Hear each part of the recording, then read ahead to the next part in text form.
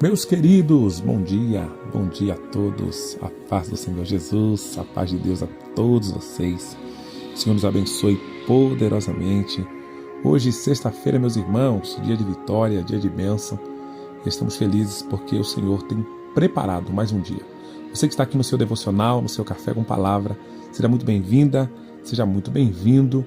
O Senhor tem uma palavra muito forte ao seu coração. Queridos, nós estamos na série de mensagens Vitórias que receberemos em 2025.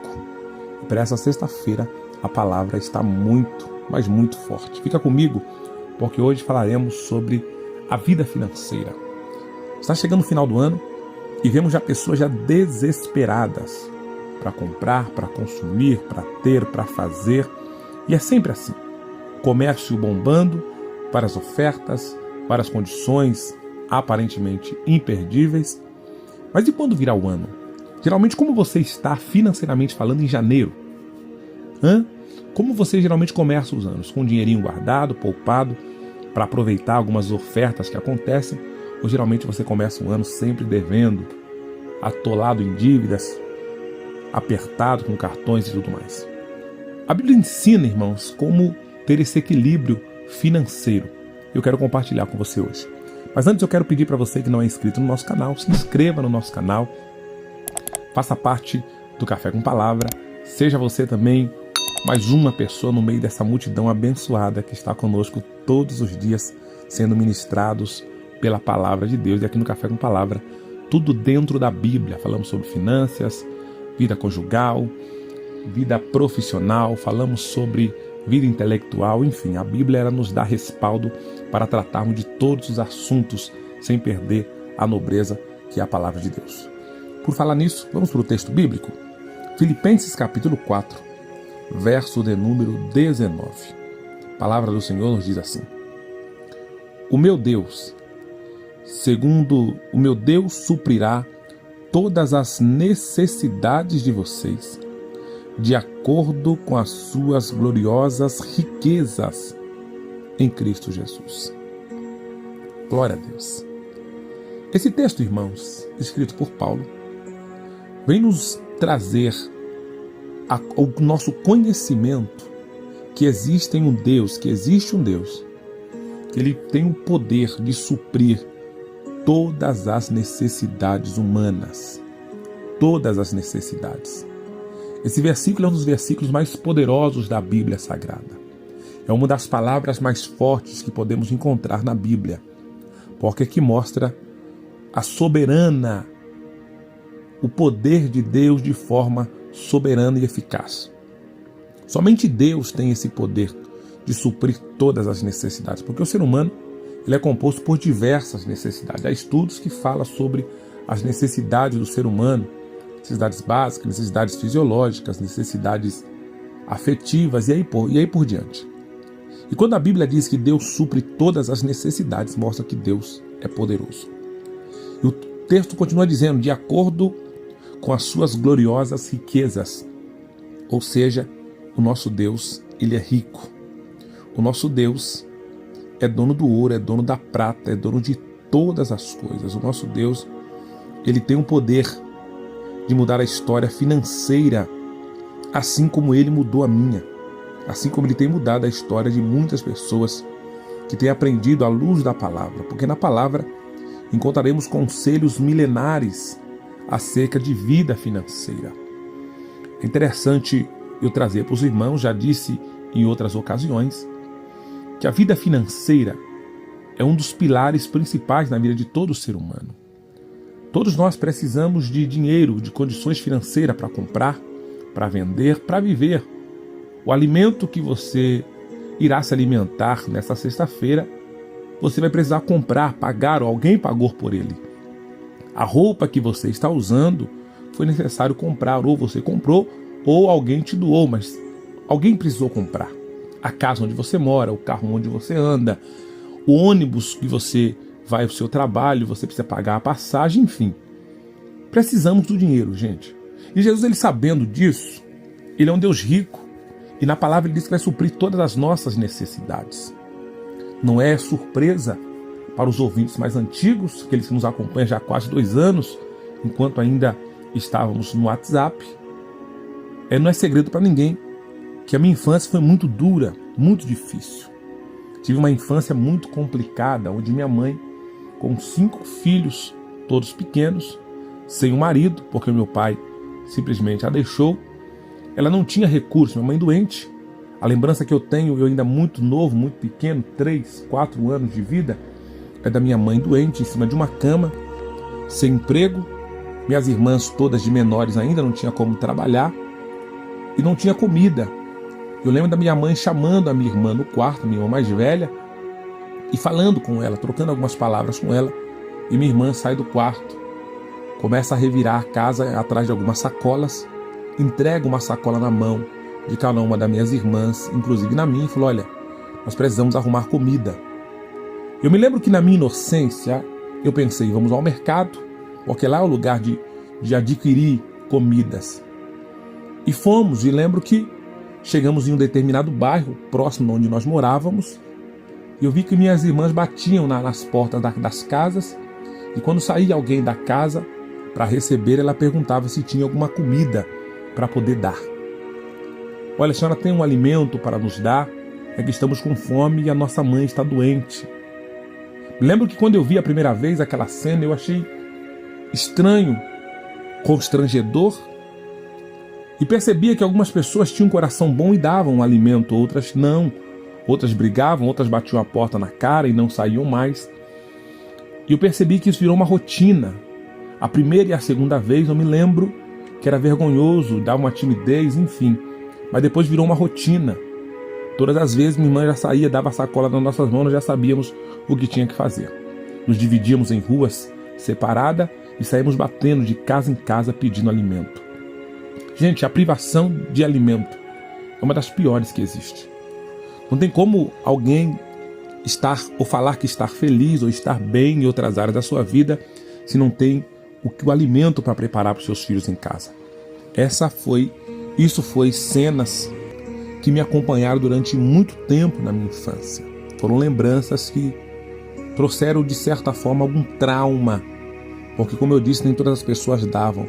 Algumas xingavam, outras falavam até do tom da nossa pele e com palavras racistas nos humilhavam muito. Era só falar, não vou dar, não quero, mas alguns tinham questão de nos humilhar. E durante muito tempo essa rejeição, essa humilhação mexia muito comigo e com as minhas irmãs. Mas existe um Deus que diz que é rico, que supre as nossas necessidades. Mas para isso acontecer precisamos primeiro buscá-lo, confiar no Senhor de todo o nosso coração, entregar a nossa vida a Cristo. Foi o que mamãe fez alguns anos depois de tanto sofrer com tantos problemas. Mamãe vai até uma igreja, entrega a vida a Cristo, automaticamente chega em casa. Eu me lembro desse dia também, que ela chega em casa feliz, dizendo que havia conhecido um Deus que mudaria a situação da nossa família. Nos levou todos nós para o culto com ela, e chegando lá, o pastor falou palavras que entravam no nosso coração, quando de repente eu vi a família abraçada, chorando, recebendo aquela palavra. De lá para cá, Deus mudou totalmente a história da minha vida e da minha família.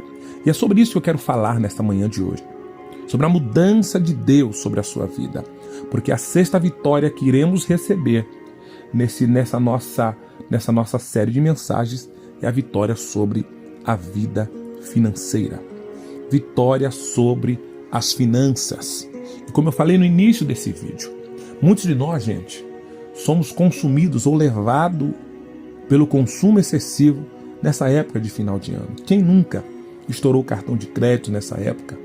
E o pior, para fazer festa ou fazer banquete para pessoas da família ou amigos ou pessoas distantes, talvez você nem gosta, mas na intenção de impressionar, na intenção de mostrar para eles que você está bem, que você tem recurso, que você tem condição, você quer fazer aquilo que está além do seu alcance. Eu me lembro que eu conversei com um casal na igreja há alguns anos atrás, eles passando por uma crise financeira terrível, devendo o mundo e o fundo, mas chegando nessa época do final do ano, o rapaz falou que ia pegar dinheiro no banco, porque o pai dele ia vir com a sua nova esposa, que no caso era a madrasta desse rapaz, E o pai dele falou que ia passar as festas com ele, e o pai dele só comia picanha, só carne de primeira e não sei o quê.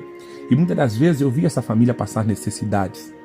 Ajudamos em muitas das vezes. E ele, para impressionar o pai, ou para mostrar que estava bem, ele ia fazer empréstimo bancário para poder fazer ali um banquete para o pai. A esposa brigando com ele, os dois vieram conversar comigo, vieram para o gabinete pastoral, onde eu os aconselhei a não tomar tal decisão. Olha, seja sincero, seja honesto. Mas meu pai vai saber que eu não estou bem, sim.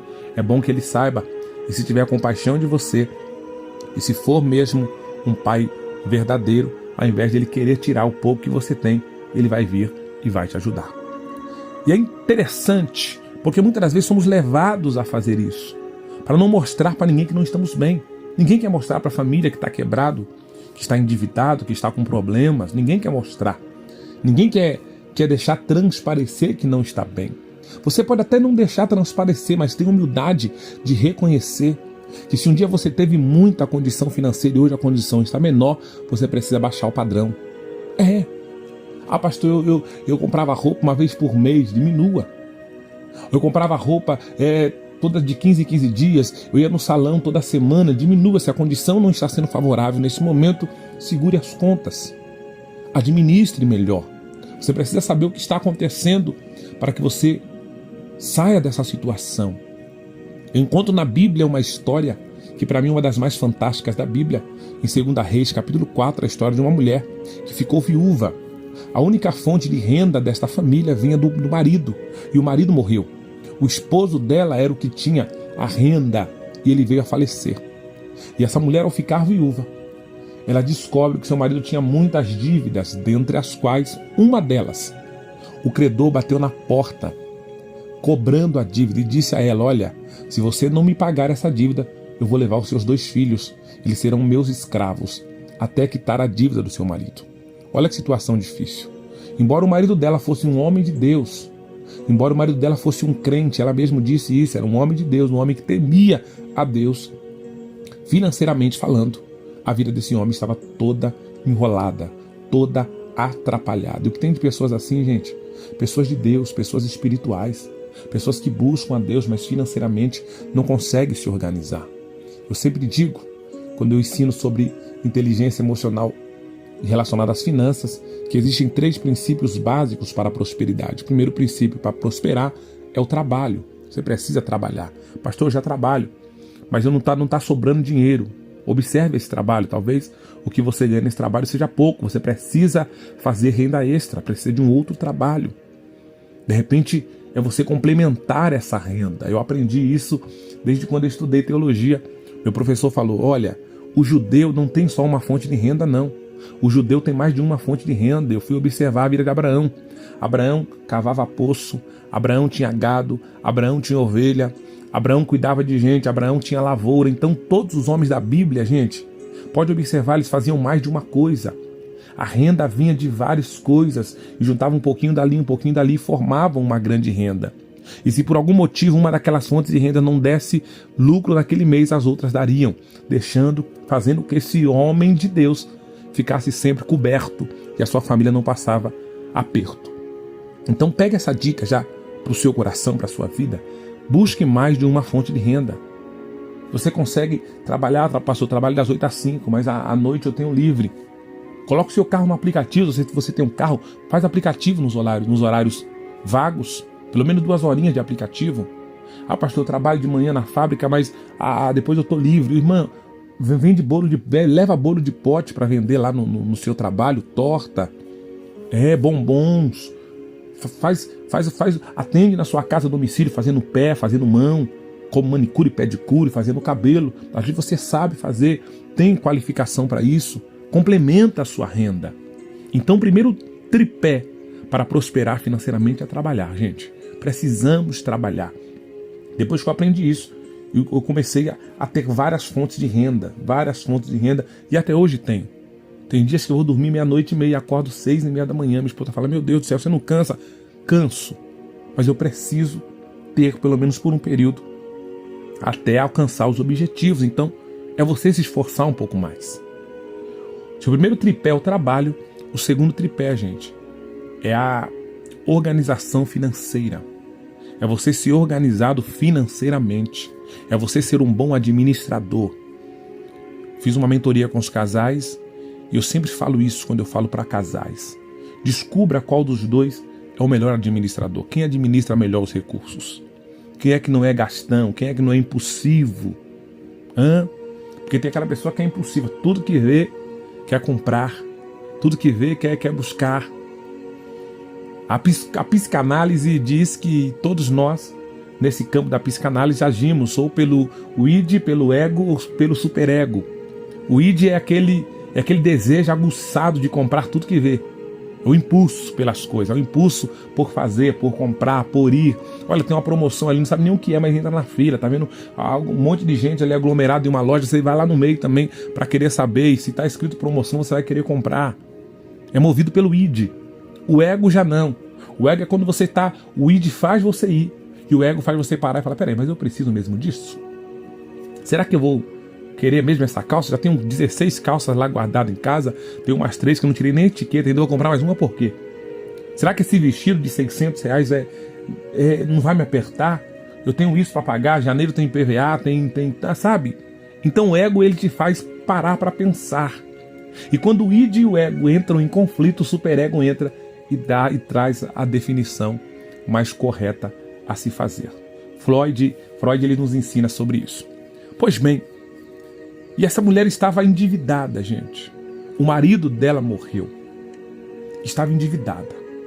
Primeiro tripé para sair ou para vencer financeiramente, recapitulando, é trabalho. O segundo é uma boa administração. Descubra quem administra melhor e deixe essa pessoa administrar. Se é o marido, deixa ele administrar. Se é a esposa, deixa ela administrar. Não podemos ser levados pelo impulso.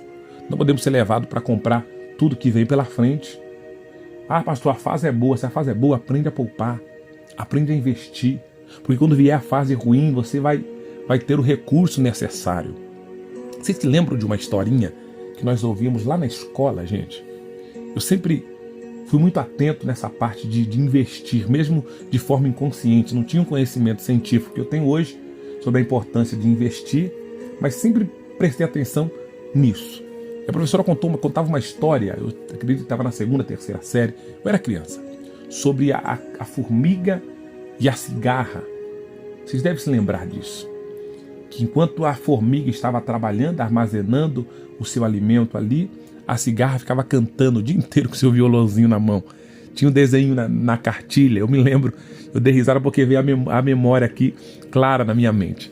A cartilha, a cigarrinha lá tocando a sua viola, enquanto a formiga estava trabalhando. Em alguns momentos, aquela cigarra até zombou da formiga, achando que a formiga estava trabalhando demais. E de repente, mudou a temperatura, mudou o clima, mudou a estação do ano. Era época de trabalhar, a formiga trabalhando e a cigarra não. Quando chega o inverno, onde não se podia trabalhar, onde a neve tomou conta de tudo, a formiga entra para sua toca e tinha lá um monte de alimento, tinha lá um monte de coisa. Um lugar aconchegante, ela bem protegida, com comida de sobra para poder passar aquele inverno, e a cigarra morrendo de frio só com a violinha na mão, e não tinha uma casa, porque não construiu a casa, não tinha comida, não tinha nada. E essa lição que eu aprendi com 8, 9 anos de idade, eu trago comigo essa lembrança, gente.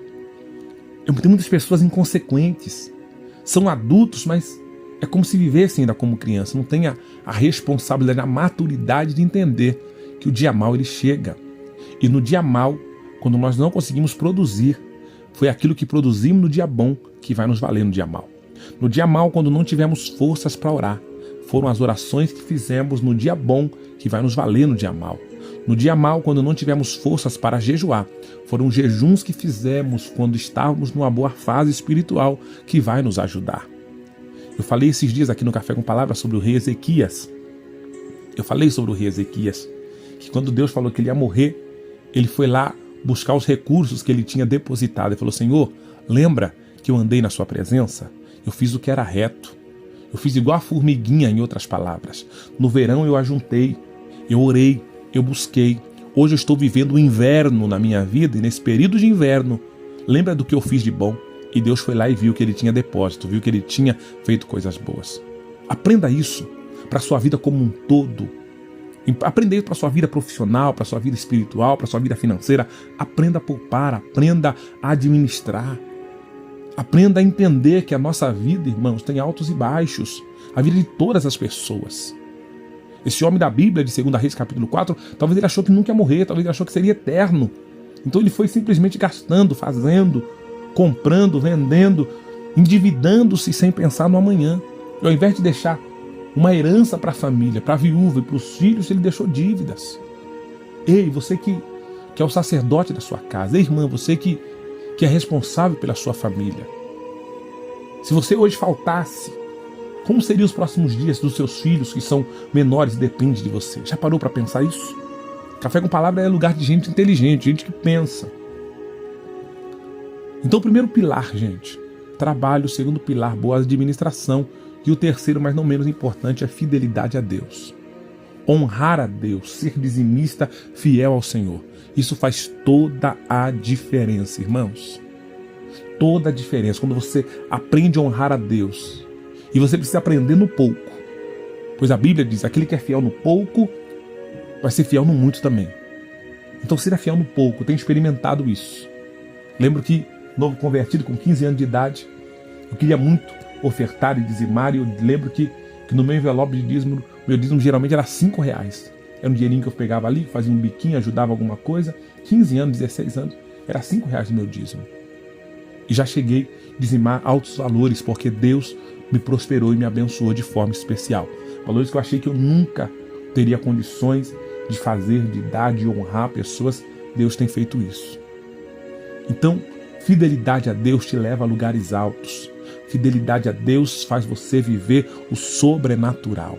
Ah, pastor, mas se sobrar, eu dou. Quando sobra, eu dou. Não, já está errado. Fidelidade nos fala de primícia, de você honrar a Deus. Não é só quando sobra, não é só quando você acha que vai dar. É todos os meses. É você manter-se fiel ao Senhor, ao propósito. Quando esse homem morre, essa mulher viúva se vê em desespero. Ela vai buscar resposta em Deus através do profeta. E o profeta entrega para ela uma palavra que mudaria toda a sua história. Mulher, o que é que você tem na sua casa? Olha, a tua serva não tem nada em casa, senão uma botija de azeite. A única coisa que restou na minha casa, profeta, foi o azeite. Tem alguma coisa na minha casa, sim. Tem alguma coisa. E era somente isso que Deus precisava para fazer um milagre. Deus não precisa de muito para fazer um milagre, Deus só precisa que você entenda essa palavra. E se tiver dentro de você uma fé, um desejo de vitória, se você tiver dentro de você a humildade de ouvir essa palavra e parar e pensar, eu preciso melhorar. Eu preciso não agir por impulso em relação às minhas finanças. Eu preciso pensar mais na minha família.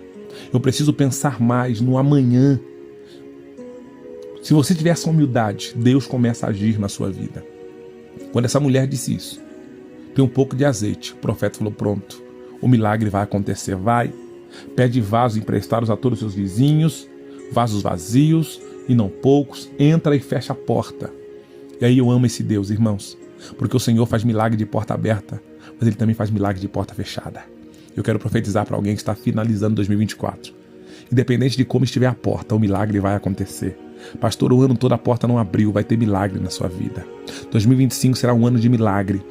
Ah, pastor, a porta abriu, vai ter milagre também. Deus está dizendo, descansa o teu coração, pois independente da porta, do clima, do tempo, do que aconteça, Deus trará milagre para quem recebe essa palavra.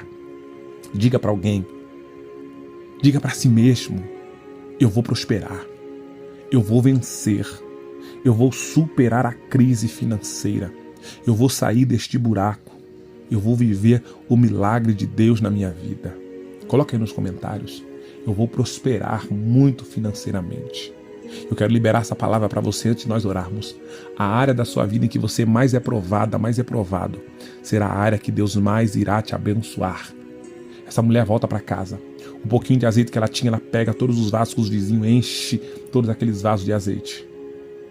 Diz a Bíblia que ela vende o azeite, pega um grande valor monetário. E com o valor, ela paga toda a dívida, ela paga o credor e o que sobra daquilo ainda, ela vive o resto da vida dela. Ou seja, a herança que o esposo não deixou, Deus não desamparou ela, Deus entregou a vitória para ela porque ela ouviu a voz de Deus. Ela fez conforme Deus ordenou. Ela foi obediente à orientação de Deus. Deus está dizendo para você, obedeça a voz do Espírito Santo. Voltar ao passado não tem como, mas daqui para frente dá para ser diferente, dá para fazer diferente. O Senhor te convida a agir de forma diferente, para que você viva o milagre e o sobrenatural de Deus na sua vida. Tem milagre de Deus chegando aí, financeiro. Glorifica a Deus e diga, eu viverei o milagre financeiro na minha vida. Eu vou sair dessas dívidas e vou viver um tempo de qualidade, um tempo de vitória, um tempo de bênção. Receba isso, receba essa palavra sobre o seu coração. Eu quero orar por você neste momento, você que recebeu essa palavra, você que recebe um tempo de prosperidade. Eu quero orar por você. Senhor Deus, em nome de Jesus, ó Pai, diante desta presença tão gloriosa, diante de tudo que o Senhor tem feito em nosso meio, em nossas vidas, ó Pai, eu quero abençoar esse teu servo, essa tua serva, com essa oração, no que tange as finanças, ó Pai. Abençoa esse teu filho, derrama vitória, derrama bênção, prospera a casa, o lar, a família, realiza o sobrenatural. Que o teu servo seja poderosamente abençoado, que a tua serva seja honrada, que a família dela seja agraciada pela tua presença, que o lar dele seja honrado por ti. Derrama, Senhor, porção do teu Espírito Santo. Faça com que eles vivam, Pai, um tempo de qualidade, de prosperidade, de bênção, para que os filhos prosperem. E prosperidade não tem só a ver com o financeiro, tem a ver com a alegria, com a paz, Pai, com o refrigério do Senhor na vida dele.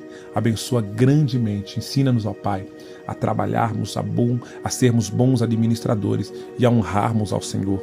Nos ensina a honrar ao Senhor, tira de nós, ó Pai, toda a ganância, Senhor, tudo aquilo que quer fechar o nosso coração no que diz respeito às coisas espirituais. Que o Senhor possa nos abençoar, para que sejamos abençoadores na Tua casa e na Tua obra. Que o Senhor possa prosperar e nos dar grandes vitórias, em nome de Jesus, em nome de Jesus. Ei, meu querido, minha querida, abra aquele sorrisão 915, respira fundo, abre o sorriso, ô glória. Deus abençoe a sua vida, a sua casa. Você que vai prosperar em 2025, diga aí, eu vou prosperar em 2025. Eu vou ter para abençoar vidas, para abençoar famílias, eu vou gerar recurso para outras pessoas. Coloque aí nos comentários, Deus tem o melhor dessa terra para você, para mim, para nós. Então tome posse disso. Lembrando a todos que amanhã, sabadão, é isso mesmo, ao meio-dia, faremos a nossa live, teremos a nossa live muito especial.